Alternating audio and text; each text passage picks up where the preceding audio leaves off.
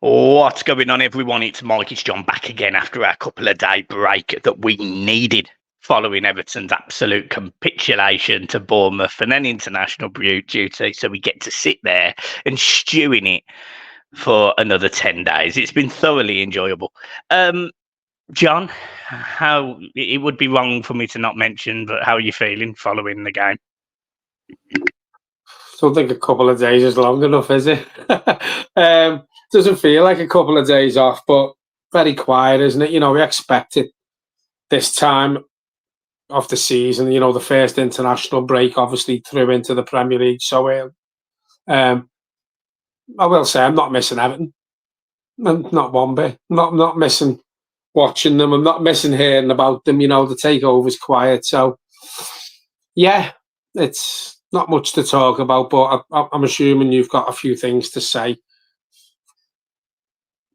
Yeah, to be honest, the idea of the video was really to break down some of the things that we read yesterday, actually. So, a report come out yesterday about players that Everton may or may not have at the start of next season. And it was a little bit concerning, really, because they basically think that Everton will only have like 12 first team players in contract, which, I mean, when you look at it like that and you look at the position we're in from a PSR standpoint, because we don't actually know what we can or can't spend, we don't even know how PSR works at this point because Leicester have got away with it. Chelsea have confirmed today that the Premier League have confirmed they're okay with selling hotels to each other. So I sit there and think, I don't know what they now look at and what they don't look at. It's an absolute shit show, really, if I'm being honest. So I'm concerned at the fact that, we haven't got lots of players in long-term contracts. Chelsea have got about 87 players with 7-year contracts, and Everton appear to have probably 10 players or 12 players or whatever it is on with a year left. I'm a little bit worried, mate, if I'm being honest. And really, the idea of the video was to talk about some of those players, maybe that contracts are up. I think Michael Keane's in there. I think Decore is one. I think Calvert-Lewin is obviously one. And it's just about how do you rebuild that? How do you rebuild that? Also, by the way, Kevin Furwell and Sean Dyche's contracts are also up. So how do you build that? Well, I think the main thing for me, Michael, before we can sort any of this mess out contract-wise, manager-wise, director of football-wise, is getting the takeover sorted one way or another. Because, listen, whoever's running the club, whether it be Mashiri, is not going to sit down with anyone and talk about new contracts.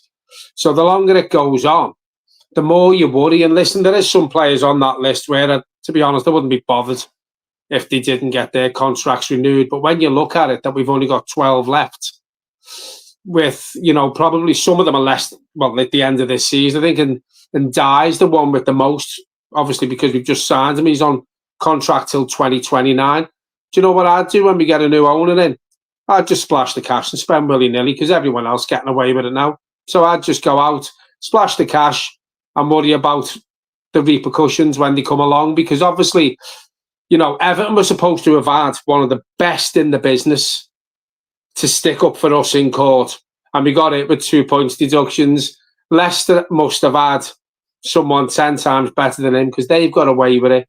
Chelsea have been confirmed that, they can sell car parks and hotels to themselves. So, if I was Everton, I would go and ask questions, as well as Notts Forest. Go and ask the questions to the Premier League. We know we won't, because we're too quiet as a club and we just accept things and just don't do anything about it. So the first thing Everton should have done last night or this morning is gone to the Premier League and go, right, how have Leicester got away with it? Because the things that they're supposed to have done is the same sort of things as what Everton have done. So I was shocked when that news come out last night, probably just like yourself, because I think we were all expecting, Leicester were all expecting. I know you've got a good friend who supports Leicester, and he'd said to you, he couldn't see them getting away with it. And now it throws a spanner in the works, because we're probably going to be vying with Leicester down there to see who stays up. And we were hoping in the nicest possible way that they did get a points deduction, but now they're not. So we're in a mess with that. We don't know what we can and can't spend. We don't know who's going to spend it. We don't know who the new owner's going to be. and we don't know who can sit down with these players and director of football to sort these contracts out, because the longer it drags on, the worse it is for us, because contracts just don't happen overnight. And there's quite a few players there who we would keep. Some, as I said, we wouldn't be too fussed about. But the whole situation needs to be sorted, and the takeover's gone very quiet now. And I know, obviously, we're in a period of exclusivity with John Textor, and he can't really do much until he sells his Palace shares. But that's gone quiet. Is anything actually going on behind the scenes? Yeah, it's worrying, and it is worrying because the season started poorly. Let's be real. The season started incredibly poorly. It's been disappointing for multiple reasons. Yet I sit here and I think I look for the silver lining, and I can't see one. I could see a 85-minute performance that appeared to be fairly good, and that was almost a silver lining, but even that they bottled.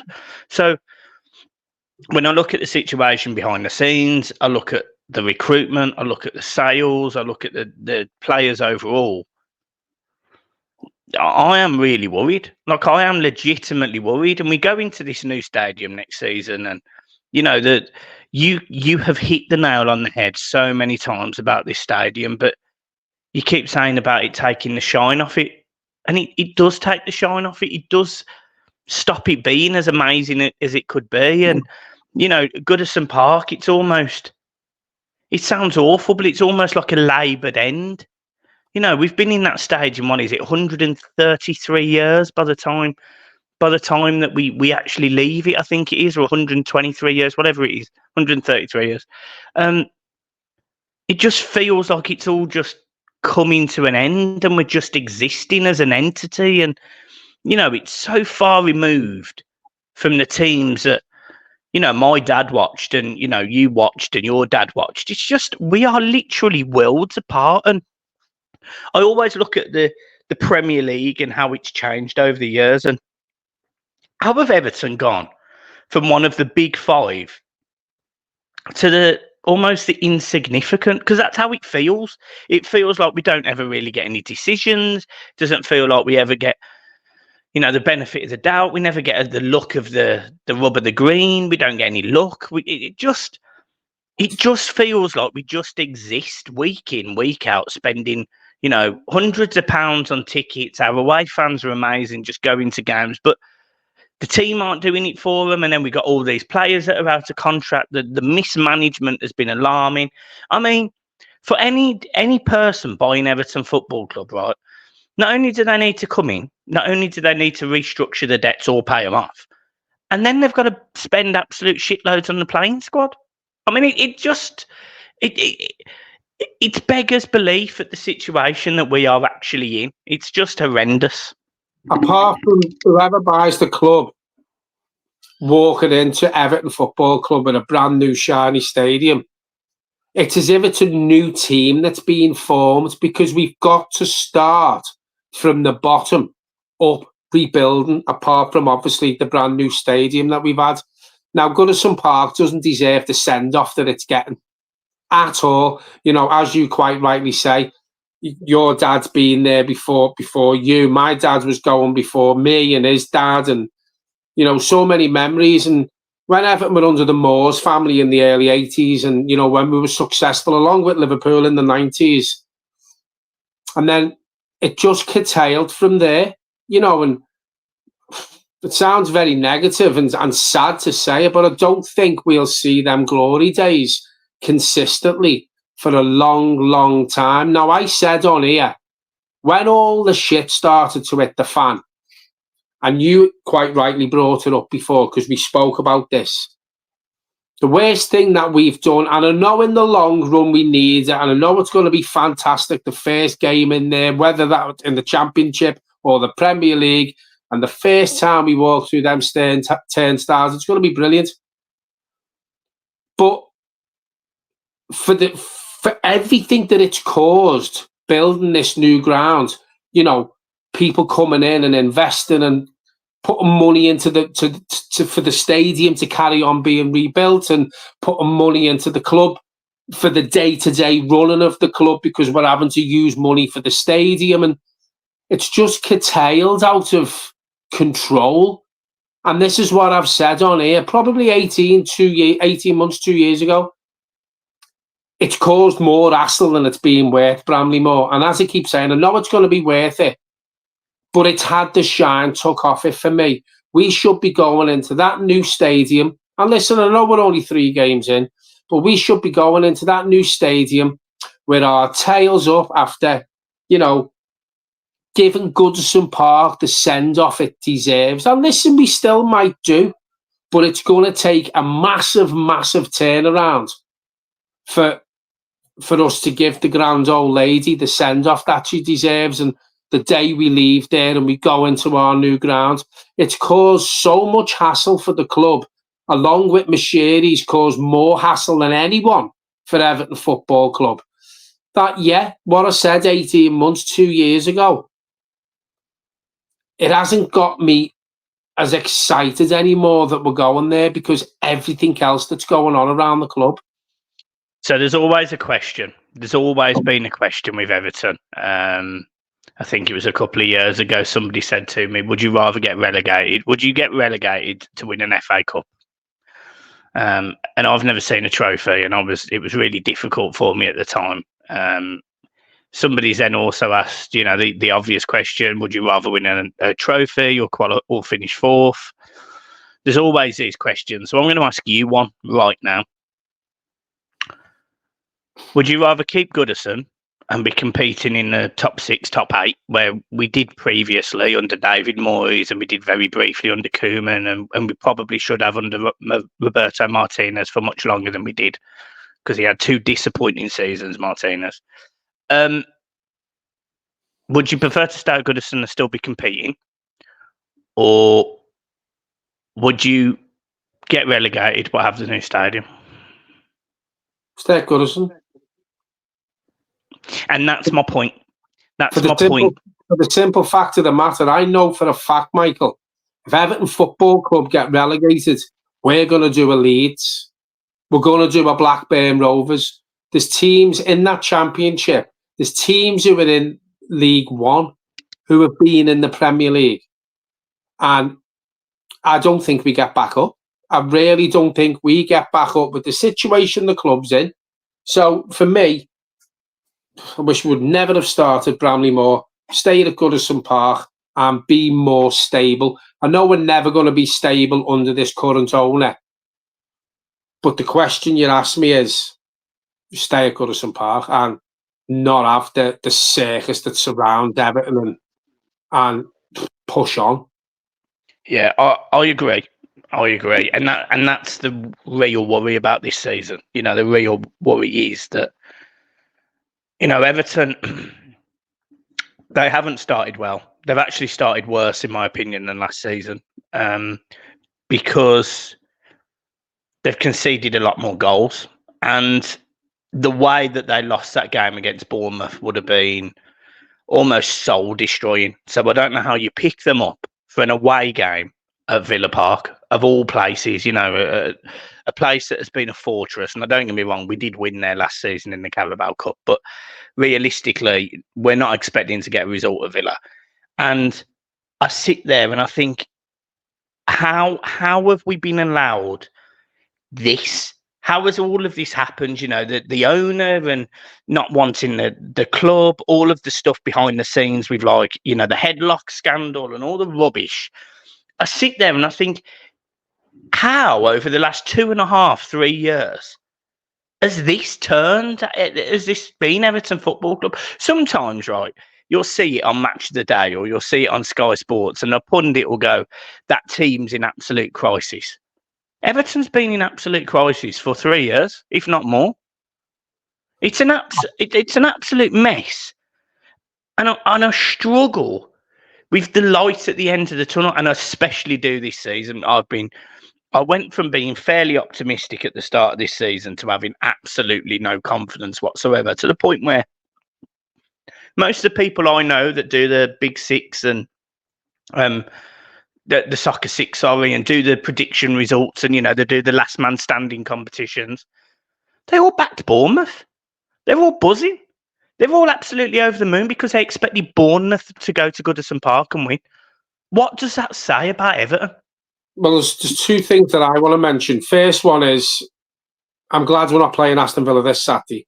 We have got a few players who've gone away on international duty to get their heads together, and hopefully they do come back and it's out of their system by then. But listen, I don't think it will be, because for what happened on Saturday, if I was playing in a team like that and that happened, it'd take me a good few games to get over that.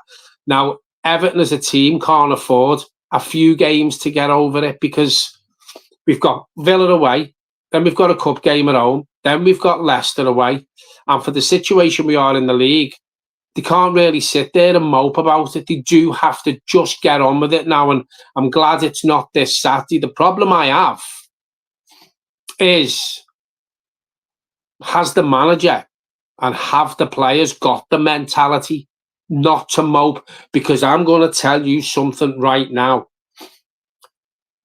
I think we've got one of the worst squads in the Premier League for fight. I think we've got one of the worst managers in the league. I know he finished 12th with us last season without the points deduction, but for tactically aware, with no plan B, I think we've got one of the worst managers. And the mentality that runs, not through the team and the manager, but from the top of the club to the bottom of the club, does rub off. And this is how it's got the fans feeling. So I'm with you. I'm worried this season, and I totally agree again with what you said before. You're more worried this season than last season. We've mentioned it on here. At least last season we were creating chances, and a Sean Dyche team should not concede 10 goals in 3 games. That's not a Sean Dyche defence, that. And we've spoke about that, when he was at Burnley, because they were 9 times out of 10 in a position in the league where they were struggling, so they had to keep clean sheets or, try and get draws or what have you. I don't see it with Sean Dyche this season. I see a defence that's letting goals in easy. I see a defence that is struggling. There's a lot of pressure on the defence. I think Pickford could have done better in some games. So we've got a team that doesn't score many goals. So you've got it at one end where we're struggling to score, but we're also shipping 10 goals in 3 games the other end. That is not a good foundation or a good basis to give me any hope this season. I actually think, and I said this on here, we're probably the second worst team in the league.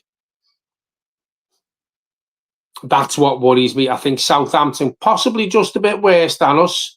And I know you said the other day, for 85 minutes we were brilliant. But that 85 minutes is gone because we got beat. Which brings me back on to what you've just said. How quick and how good the players and the manager's mentality to get over that capitulation. Because it was brilliant for 85 minutes. But bang, just like that. 5-6 minutes, you concede 7 minutes, you concede 3 goals. How do them players deal with that when you've got a tough game away at Aston Villa? That's me worried. Yeah, and the worst thing was, though, you could see it. You literally could see it. You could smell it. The manager said this, but he's done nothing to fix it. And that's the thing, 40,000 Everton fans were there and can see that we need to shore up at the back and whatever. And, I don't want to keep on going on about substitutes that he made or didn't make. He got it wrong at the end of the day, facts. But it just worries me that, even the Seamus Colemans, the Tarkowskis, the Michael Keanes, Mikalenko's experienced, the Idrissa Gana guys, even the Calvert-Lewin went on the pitch, but the experienced players that were on that pitch, I can't believe they didn't, say something to the younger lads or say something to the attackers or, you know, it doesn't necessarily have to come from Dyche. I do blame Dyche, by the way. I'm not sitting here defending him, but that's the point you make. It's the mentality, and it's not just the manager. It's in the players. It's literally from the moment that it's inbred into the club. And it worries you, though, doesn't it? It worries you. Like, what happens, right, if Everton made some unbelievable free signing, for example? You know, so say, for example, Everton managed to sign, I don't know, let's go with, I don't know, Thiago Silva, right? He was 37 years old. He comes into Chelsea. He's a winner. Everyone respects him. You just can't imagine a player like that in Everton's team. And even when we do get a player like that, i.e. James Rodriguez, he's then carted off the season after by a manager that doesn't want to use him. The whole club just stinks of mediocrity and just acceptance of being shite. Do you know when you watch clubs, whether it's years gone by or whether it's present clubs now, you have leaders on the pitch, right? You have the older heads who will do bits of coaching, and when the ball goes out or if a player goes down injured, they'll go over to a few players and say, look, watch him, get tighter to him, stuff like that. We've got no one with a mouth. And it's been like that for years. I think since I've known you, I have always said, we don't have a mouth on the pitch. We're so quiet. But then when you look back years ago, when the lot over the park had Carragher and Gerrard, they were constantly in the referee's ear. They were constantly getting decisions that they shouldn't have got. They were constantly moaning about things. They were geeing their teammates up, telling them where they'd gone wrong, telling them to push on, telling them to sort the back line out, telling the attackers what to do if it wasn't coming from the manager. We have no one like that now. I don't know whether the players have been told by the manager, I'll do the coaching, do not say nothing on that pitch, which is completely wrong, by the way, but it wouldn't shock me, it wouldn't surprise me because he's that far up his own arse. But we're too quiet on the pitch, and I've said this to you for years. We haven't got a vocal person. The captain's too quiet. I know Seamus will have a little go, but you look at some of the captains in the top leagues, even in the Championship, they're rallying the players and they're getting them up for it. And I've said this for a long, long time. What gets said when they leave that dressing room? Again, I know Saturday, the first 85 minutes was a good performance. But how many times, the Brighton, the Tottenham game, going back to last season and the season before, how many times we said on here, who's geeing them up in the dressing room or in the tunnel before they step foot over that white line? Who's going, come on, fucking get into them and all that, like you do when you've played football? You've got no one like that. It's silent. There's no geeing up. And this is what makes me think, what's actually getting said before they leave that dressing room? Because whatever's getting said is not stirring the players up thinking, right, I'm up for this today. And it's the mentality. What do you want to see then? Obviously, these players come back from international duty next week. What do you want to see going into the Villa game? Well, I want to see the right team selection again. I thought Saturday, the team selection wasn't that bad. I thought the tactics were okay. Again, it was the substitutions that let them down. So if we can put a performance in like we did on Saturday for the first 85 minutes, I'm not going to say we win, but it's about performances for me. Yes, I know we need points. We haven't picked any up, but performances do earn you points the majority of the time. Obviously, they didn't the other day. But I want to see a performance. I want to see from the first whistle, them players start against Villa like that capitulation against Bournemouth has gone out their head. And that's down to the manager drilling that into them. Forget that. It's gone. It's down to the captain. It's down to the older heads in the team, the experienced players in the team to rally everyone up and say, that's gone. It was 2 weeks ago. We start afresh. Now we get out there from the first whistle. We get in. We get stuck in. We play the football that we're capable of playing against Bournemouth and see what we get. I think you nailed it on the head, mate. I think that's a very fair assessment. And the only other thing I'd maybe like to say is I think I would like to see. I'd like to see Branthwaite or Jake O'Brien. I'd like to see them in some capacity. I think it's been incredibly unfair on O'Brien that he hasn't had any minutes in the Premier League yet. I think it's incredibly harsh, especially when I thought every time I saw him in pre-season, I thought he looked good. He scored a couple of goals. I'm not saying Michael Keane's done anything wrong, actually, but I'm just saying I'd like to see these players for the future, and we need a bit more pace, height, etc. Well, I'd have no problem bringing Jake O'Brien into Tarkowski, to be fair. And I never thought I'd say that, but I think Michael Keane's been better than Tarkowski. By all accounts, Branthwaite's not going to be ready till probably the Leicester game. So, if he is going to make a change at the back, it probably will be Jake O'Brien coming. And listen, he's got to put him in. I know Villa's away is a hard game to go to, but they've got some really, really good players, Aston Villa. So we need a bit of pace at the back. We need some height as well. We need strength. You don't get no pace off Michael Keane or Tarkowski. So, if you're looking for pace and strength, then Jake O'Brien could replace any of them. But if he did have to replace them, and I can't believe I'm saying this, but I'd actually take Tarkowski out the team. We've seen the finish from Michael Keane. He's very capable of scoring goals. Every time he gets a chance like that, I think he puts it in the net. He's been good in the air this season, Michael Keane. He seems to be reading the game better as well. So, don't know whether Tarkowski's still carrying the injury from pre-season. But, yeah, for me, Jake O'Brien and Michael Keane, I'll probably get shot down for that. But I don't think you can really pick which one should go. I just look at form for this season. I think Michael Keane's been better. That's fair. Right, I've got nothing else to add unless you have, John. Nope, all good. No, all good. Make sure you hit the like and subscribe button, guys. Obviously, if there is any news, we'll do a video, but we're not going to bombard you this week, and probably even next week. It'll probably be a video every 2 or 3 days, unless anything major happens. But yeah, nothing's happened as far. We were just a little bit concerned about the future, having read a few of the articles, and obviously get Leicester getting away with it. But we are where we are. We're Everton Football Club at the end of the day, so we get everyone's points deductions.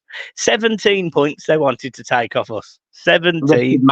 Richard Masters wanted 17 points taken off us. Mad, innit? Mad. But yeah, Leicester.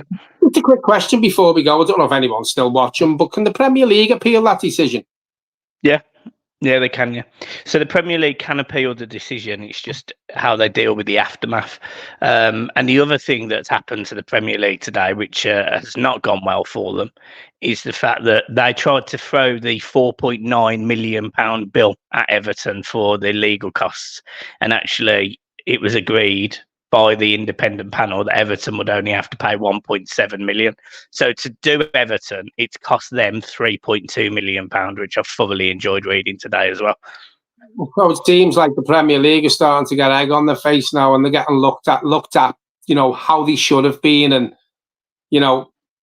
let's hope Everton get treated fairly. And we've got possibly another points deduction hanging over our head for stadium costs. Let's hope that gets thrown out as well, because we're going to need all the points we can get this season. Well, what we need is the man that's dealt with the Nottingham Forest case and the Leicester case, because on both times he's got less points, or even no points, than Everton did, which is Nick DeMarco. So if you are ever watching this, my friend, get yourself up to Goodison Park, son, because we need you. Yeah, we don't want the silk that we had. We want you, Mago.